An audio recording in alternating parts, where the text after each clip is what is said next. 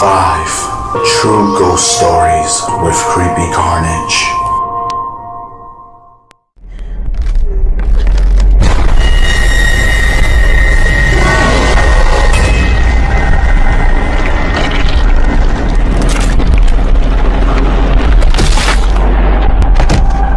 True story number 1. Don't ever go to the second floor. When I was 13 years old, my dad fell in love and married my stepmother. It was almost like an answer to my prayers. Not only was he happy again, but we couldn't have asked for a better stepmother. She lived in New Orleans, and being closer to my dad's work, he moved in with her. About a year after they got married, she wanted to have a child of her own, which is understandable. They found a beautiful old New Orleans style home for our growing family. It was every teenager's dream.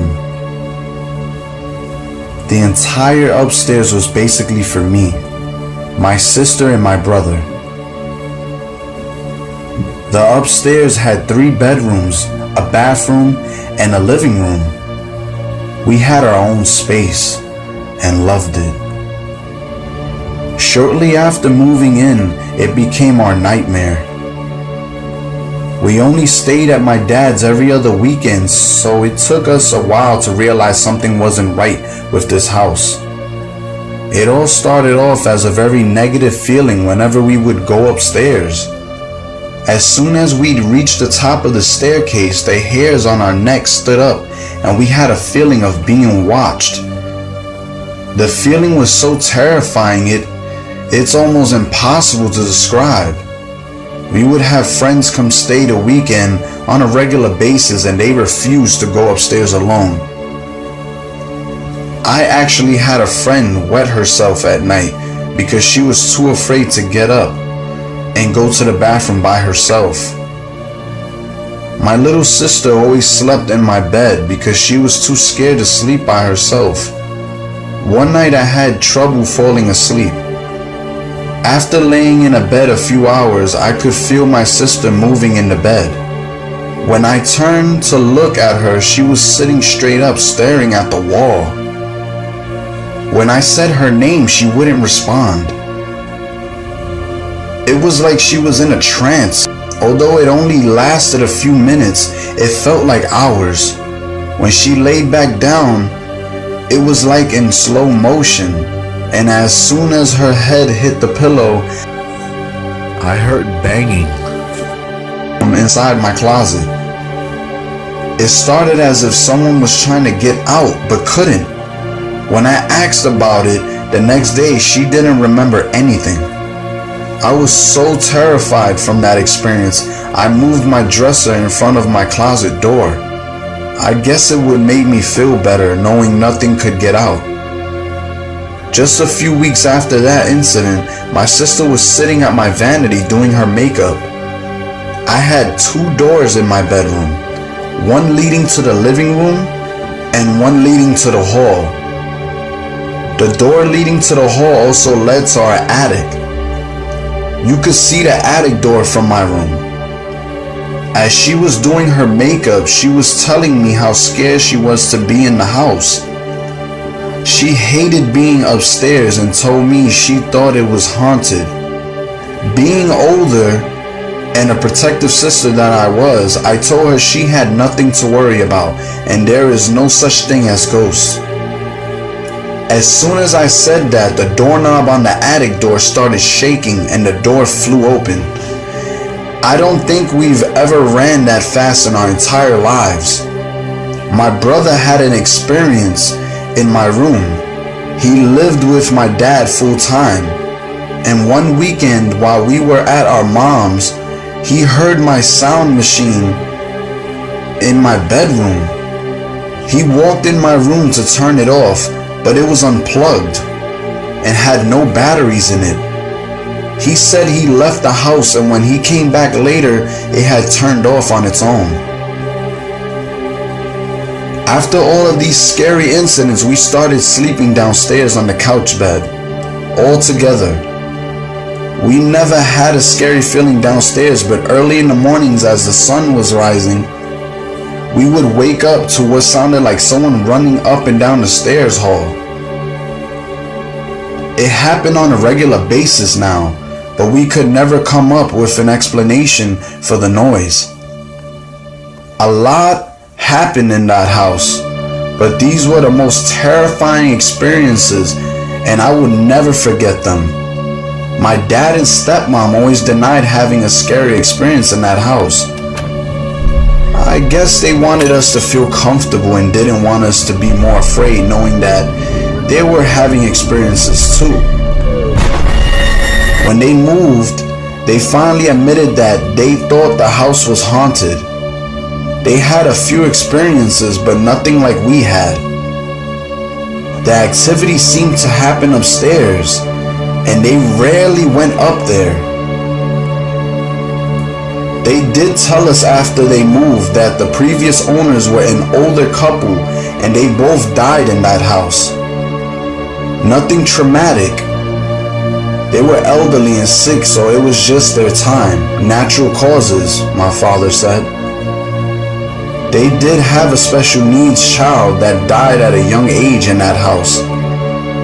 From what we know, they built the house when they started a family, so we were only the second owners. True story number 2. The woman in the red dress.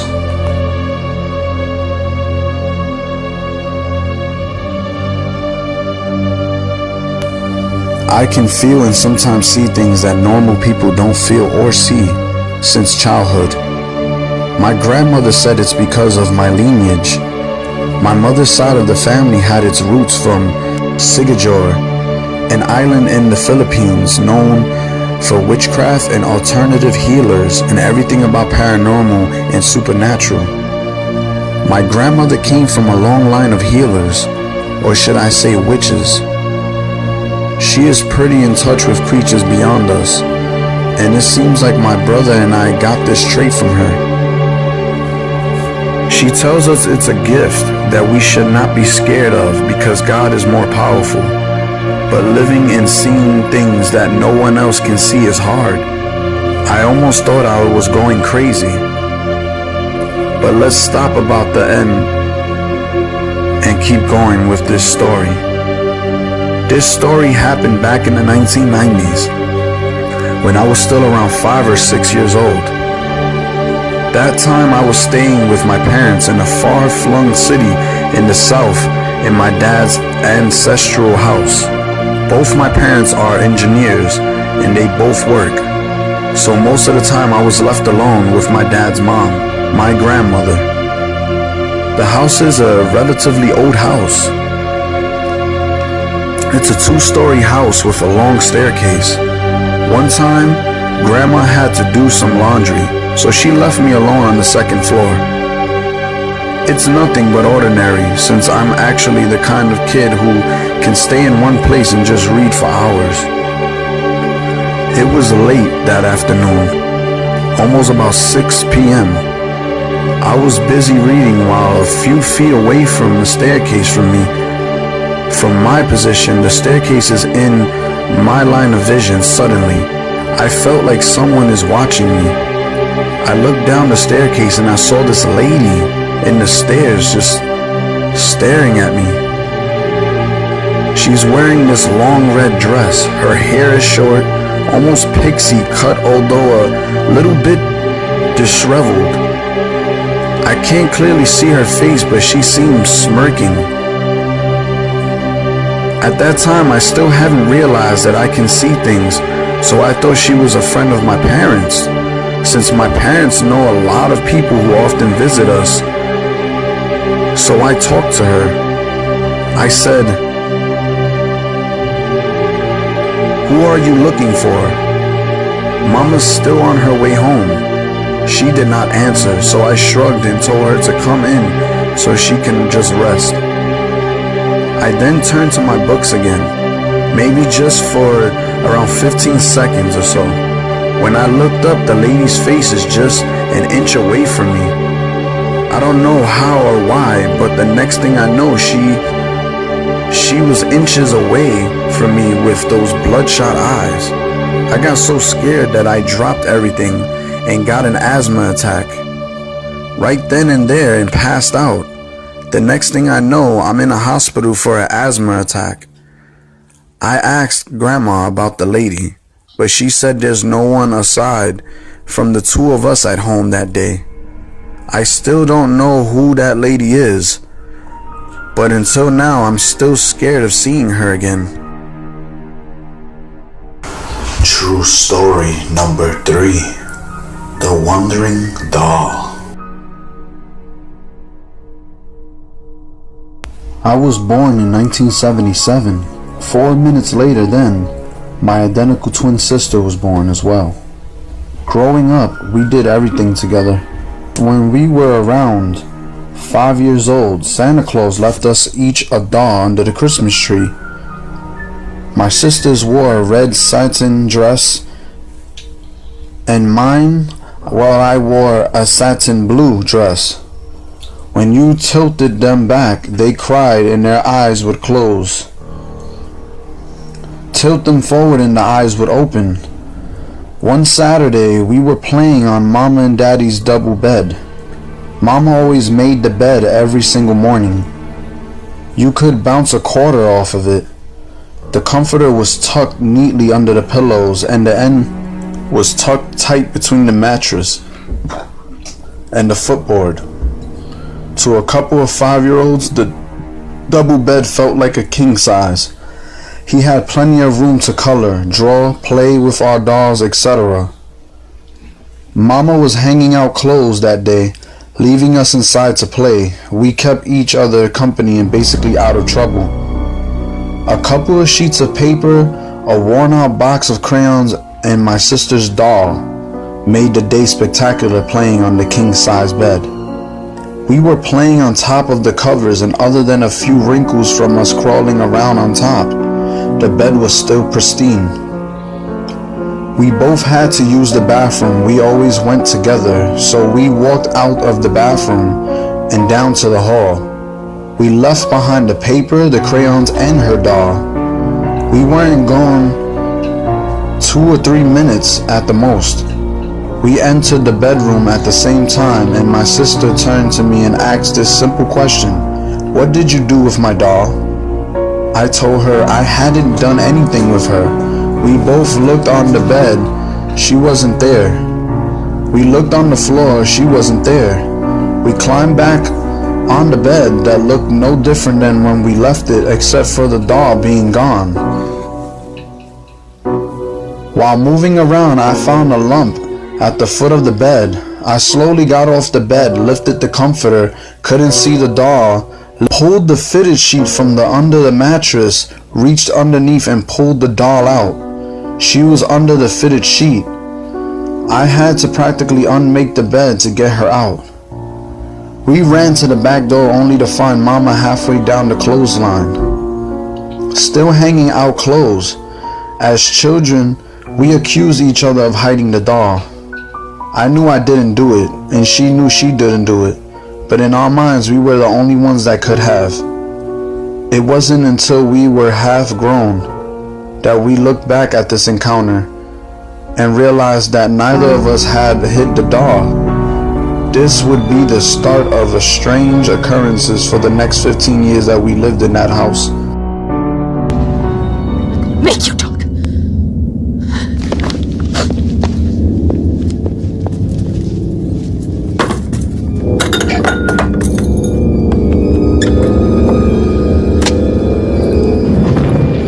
I said talk to me, damn it, or else I'm gonna throw you in the fire! You stupid bitch, you filthy slut! Did you fuck with me?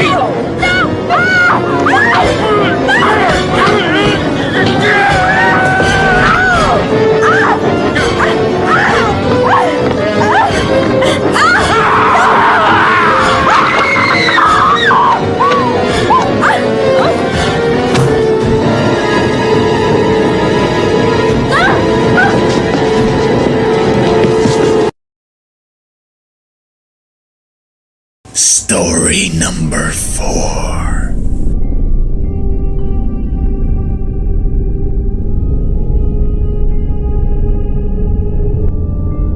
A few months ago, I had awoke from a nightmare and my body was vibrating as if I had a cell phone in my chest.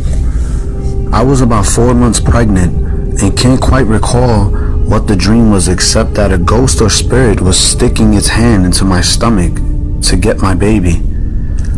As I slowly woke, I had first thought my bed was shaking, but then I realized it was me. This has never happened to me before.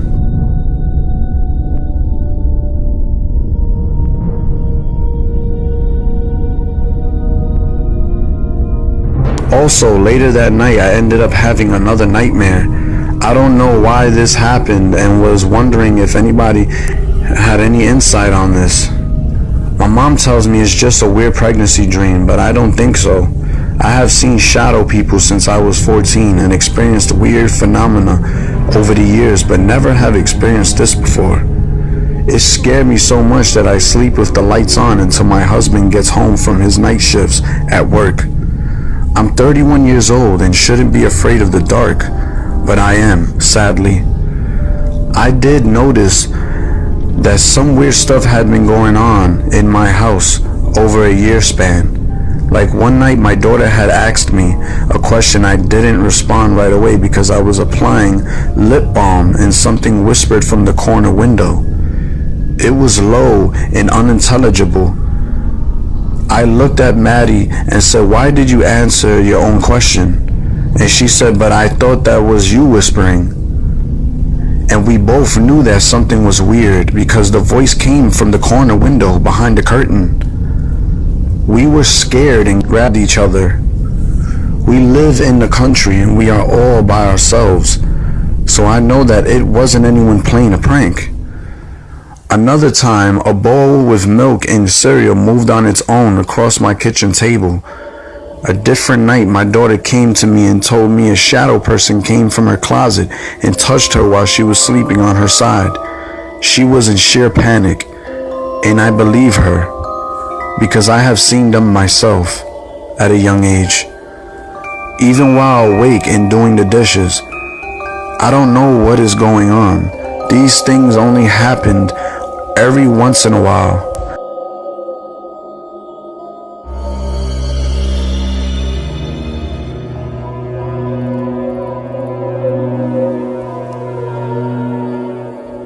When I was 14 years old, I lived in the country about 20 miles outside of a small town.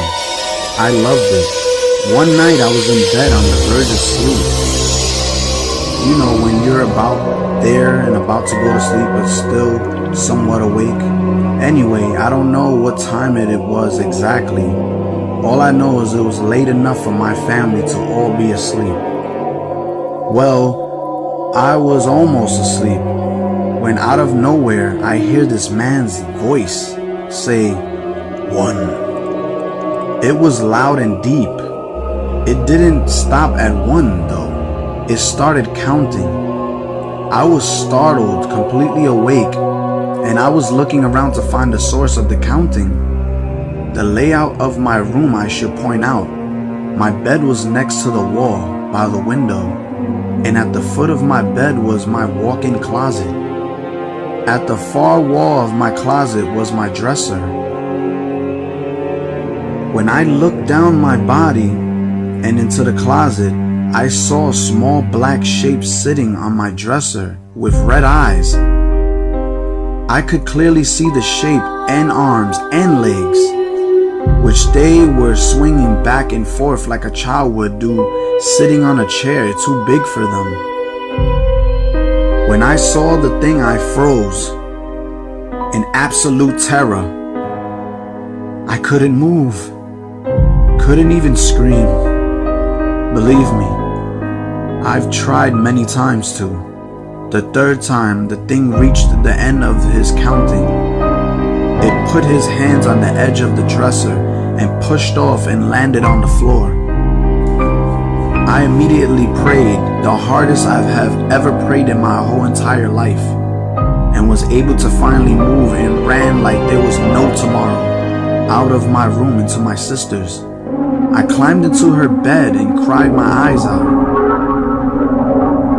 To this day, I have no idea what that thing was or what it wanted. I have never been able to sleep with the closet door open since then. It's been almost 20 years and I'm still scared by it and scarred. That was the first experience and the worst, but since that day I have had many more. Some in that house which we built, and then in every place I have lived after that one. Has anyone else had an experience like this? I always wondered. All I know is, from the whole incident, I've been completely traumatized.